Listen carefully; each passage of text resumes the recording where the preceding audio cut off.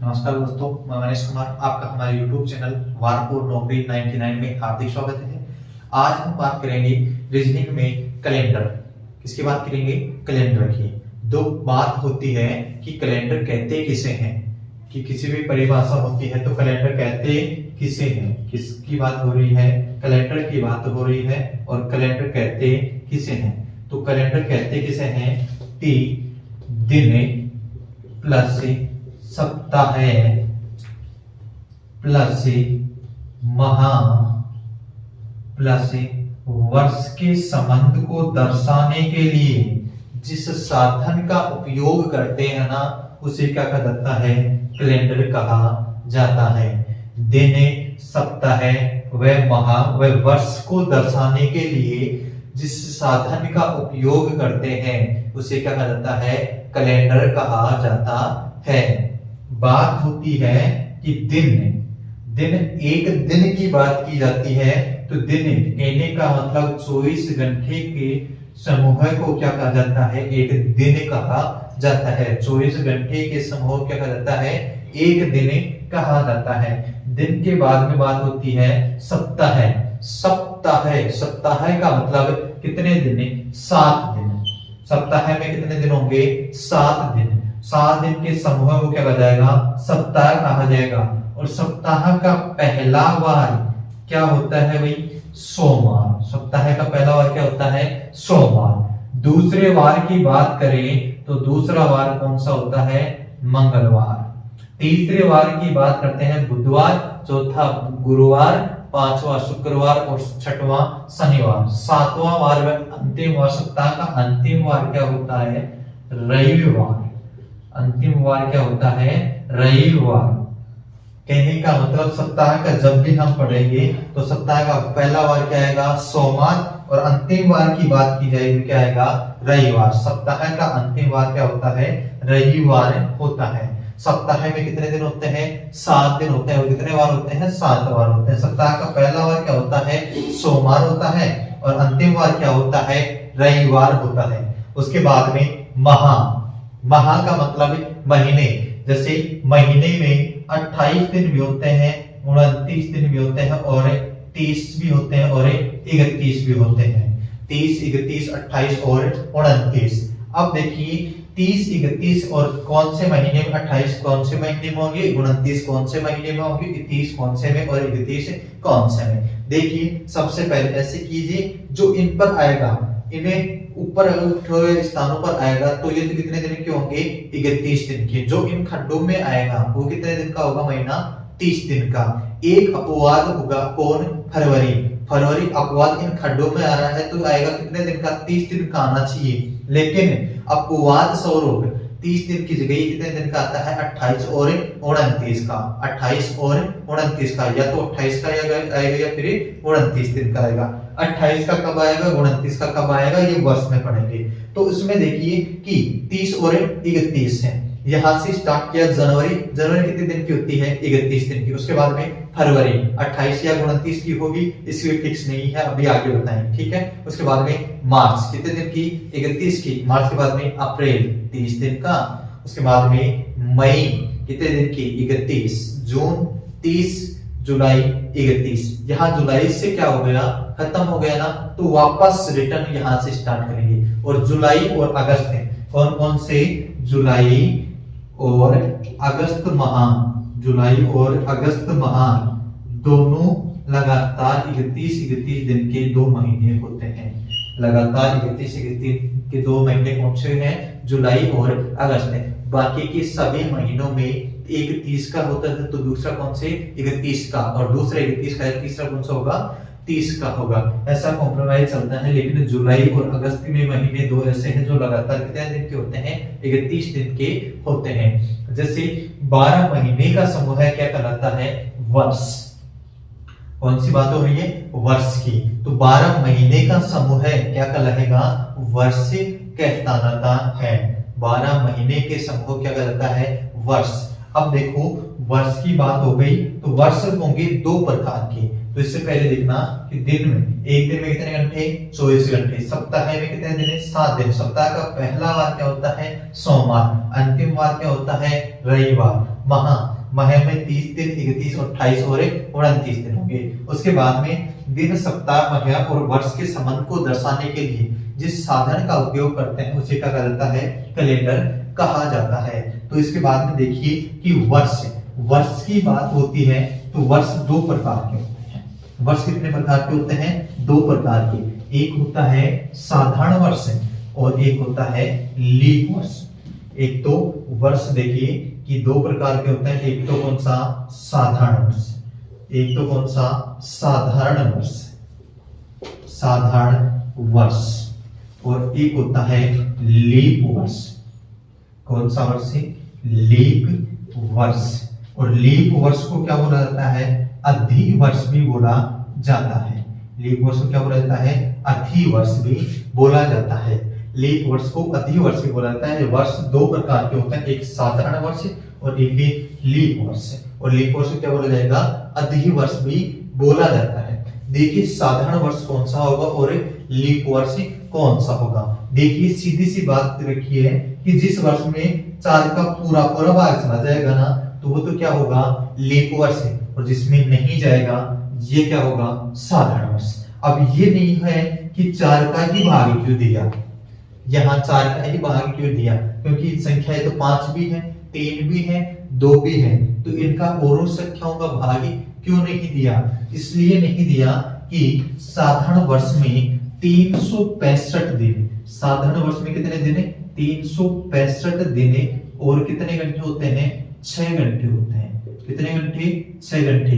365 दिन और कितने घंटे होते हैं, 6 घंटे होते हैं। ये 6 घंटे है ना लगातार 400, जैसे दूसरे वर्ष में कितना हो जाएगा, ये 12 घंटे हो जाएंगे। तीसरे वर्ष में कितने घंटे हो जाएंगे, ये 18। और चौथे वर्ष में कितने घंटे हो जाएंगे, 24। और 24 घंटे का निर्माण होते क्या हो गया, एक वर्ष का निर्माण हो गया। तो यहाँ पर एक दिन का निर्माण हो गया। एक दिन का निर्माण होने का मतलब इसमें 365 दिन है तो कितने दिन हो जाएंगे, एक दिन बढ़ जाएगा, कितना हो जाएगा, 366। ये 366 दिन बनने में कितने वर्ष का प्रोसेस चला, 4 वर्ष का प्रोसेस चला ना। तो इसलिए किसका भाग देते हैं, 4 का भाग देते हैं। तो साधारण वर्ष में 365 दिन होते हैं, जबकि लीप वर्ष में बात की जाए तो कितने होते हैं, 366 दिन। कितने दिन होते हैं, 366 दिन। लीप वर्ष साधारण वर्ष में 365 दिन और 6 घंटे होते हैं, जबकि लीप वर्ष में कितने दिन होते हैं, 366 दिन होते हैं। लीप वर्ष कितनी साल से आता है, 4 साल से आता है। कितने साल से आता है, 4 साल से। इसमें 4 का भाग क्यों दिया जाता है, क्योंकि साधारण वर्ष में 365 दिन और कितने घंटे होते हैं, 6 घंटे होते हैं। ये 6 घंटे अगले 4 वर्ष तक क्या बना देते हैं, 24 घंटे का निर्माण कर लेते हैं। और 24 घंटे का निर्माण होते क्या हो गया, एक दिन का निर्माण हो गया। एक दिन का निर्माण होते ही क्या हो गया भाई, 365 कितने दिन हो गए, 366। और कितने वर्ष लगे इसको, 4 वर्ष लगे। इसलिए लीप वर्ष कितनी साल से आता है, 4 साल से। इसलिए किसका भाग दिया जाता है, लीप वर्ष ज्ञात करने के लिए 4 का भाग दिया जाता है। लीप वर्ष जब भी ज्ञात करने की बात होगी तो किसका भाग देंगे, 4 का भाग देंगे। अब देखिए साधारण वर्ष में 365 दिन होते हैं, जबकि लीप वर्ष में 366 दिन होते हैं। बात होती है साधारण वर्ष में 52 सप्ताह है। साधारण वर्ष में कितने सप्ताह होते हैं, 52 सप्ताह है, वह एक दिन होता है। 52 सप्ताह वह एक दिन होता है। तो देखिए साधारण वर्ष में कितने सप्ताह है, 52 सप्ताह है और एक दिन का अलग होता है, विषम दिन बोला जाता है इसे। जबकि लीप वर्ष में कितने, 52 सप्ताह है, वह कितने दिन होते हैं, 2 दिन होते हैं। 52 सप्ताह वह 2 दिन होते हैं। ये इनको सप्ताह में कहां से चेंज किया, कि सप्ताह में चेंज करना है। कितने दिन है, 365। 365 में किसका भाग दिया, 7 का। देखना 365 में 7 का भाग दिया, 7 पंजी 35, एक बच गया, कितना हो गया, 15, 7 दूनी 14, शेष कितना बच गया, 1। ये तो पूरा क्या हो गया, 52 सप्ताह व एक दिन। तो साधारण वर्ष में 52 सप्ताह व एक दिन होता है, जबकि जिसमें 366 दिन होंगे उसमें कितना होगा 52 सप्ताह व 2 दिन होंगे। सीधी सी बात। अब बात होती है कि साधारण वर्ष में 52 सप्ताह 1 दिन हो गया, व लीप वर्ष में 52 सप्ताह व 2 दिन हो गए। ठीक है, अब बात है कि साधारण वर्ष जिस वार को शुरू होता है ना उसी वार को समाप्त होता है। साधारण वर्ष जिस वार को शुरू होता है उसी वार को समाप्त होता है। कहने का मतलब तीसरी कंडीशन स्टार्ट होती है इसकी कि साधारण वर्ष जिस वार को शुरू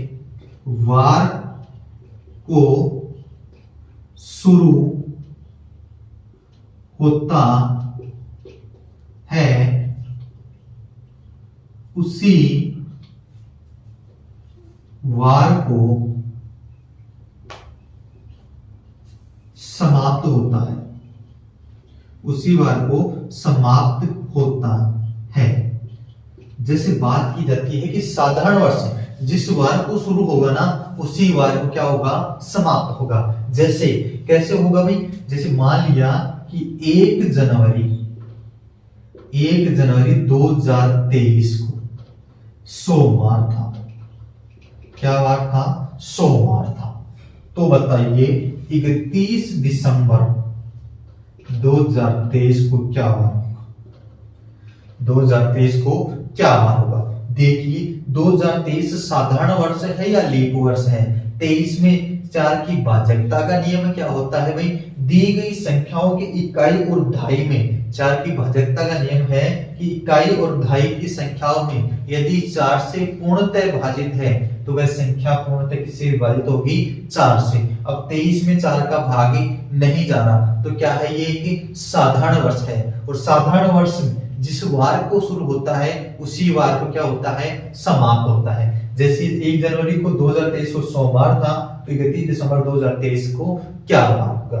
सीधी सी बात, साधारण वर्ष की बात की गई है ना तो यहां से देखना कि साधारण वर्ष में कितने दिन होते हैं। पहले चीज चेक की 365 दिन होते हैं। 365 दिन में से 1 जनवरी को क्या वार हो चुका? सोमवार। एक दिन जा चुका ना तो एक इकट्ठा हो, बच गए कितने इसके? 364 दिन बच गए। और इसमें क्या करना है? आपको वार ज्ञात करना है। सप्ताह में कितने वार होते हैं? 7 वार होते हैं। सप्ताह में कितने वार होते हैं? 7। तो किसका भाग है इसमें? 7 का भाग। क्योंकि जैसे आज रविवार है तो आज के बाद में 7 दिन के बाद में वापस रविवार आएगा। जैसे 1 तारीख को सोमवार है तो 7 दिन के बाद में, कहने का मतलब 8 तारीख को वापस सोमवार आना है। ये 7 दिन के बाद में वापस से रिवीजन होते रहते हैं, रिपीट होते रहते हैं। इसलिए ये क्या हो जाएगा? इस 7 का भाग दिया जाता है। इसका 7 का भाग दिया तो 7 पंजी 35, शेष 1 बच के कितना हो गया? 14। 7 में 14, क्या शेष बचा? 0 शेष बचा। 0 शेष बचने का मतलब जो वार है वही वार आ जाएगा। तो कहने का मतलब ये बात सिद्ध होती है कि जिस साधारण वर्ष जिस वार को शुरू होता है उसी वार को समाप्त होता है। जिस वार को शुरू होगा उसी वार को समाप्त होगा। ये बातें सिद्ध होती है। जबकि अब बात होती है लीप वर्ष की। किस वर्ष की बात होती है? लीप वर्ष की बात होती है। लीप वर्ष की तीसरी कंडीशन के अनुसार यह है कि यह जिस वार को शुरू होता है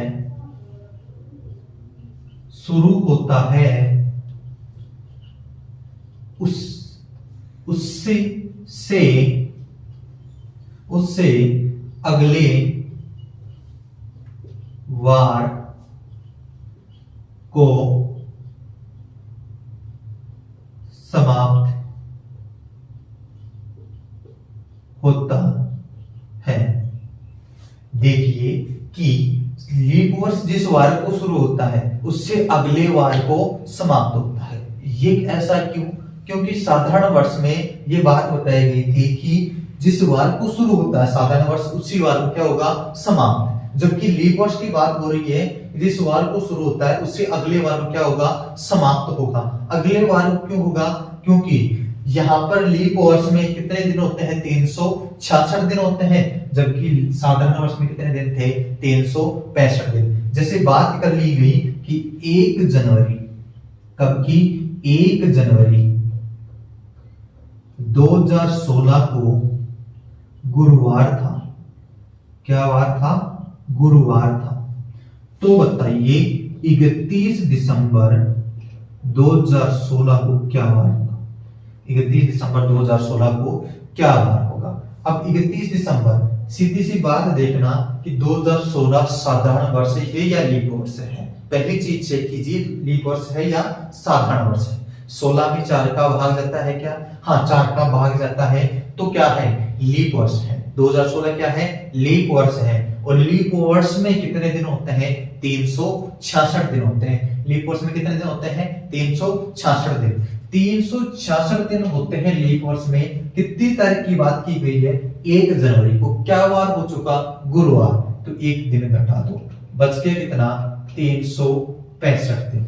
365 में किसका भाग दे दो? 7 का भाग दे दो। 7 का भाग दिया, 7 एकम 7, 7 पंजे 35, शेष एक बच गया, कितना हो गया? 15, 7 दूनी 14, शेष क्या बच गया? 15 में 14 गया तो एक शेष बचा। तो एक शेष बचने का मतलब एक दिन आगे चलेंगे, गुरुवार से एक दिन आगे चलेंगे। क्या वार हो जाएगा? शुक्रवार। क्या वार हो जाएगा? शुक्रवार। कहने का मतलब इससे ये सिद्ध होता है कि जिस वार को लीप वर्ष जिस वार को शुरू होता है उससे अगले वार को समाप्त होता है। ये बात किसकी थी? लीप वर्ष की थी।